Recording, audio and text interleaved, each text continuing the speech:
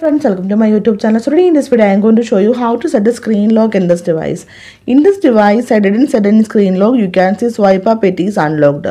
So simply I will show you how to set the screen lock. For this, go to settings, then scroll down, tap on security and privacy, then again scroll down, tap on device unlock, tap on screen lock, and from here you can select any password type, numeric, alphanumeric, pattern.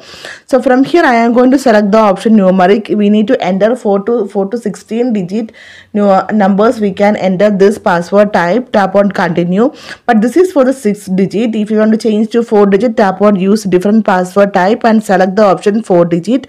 So enter the 4 digit pin, again confirm the pin.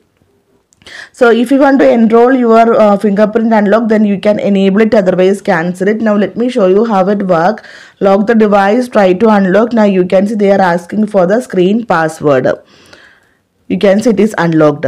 So simply in this way you can set the screen password in this device. So hope you guys enjoy this video. Thank you for watching. Thank you. Bye bye.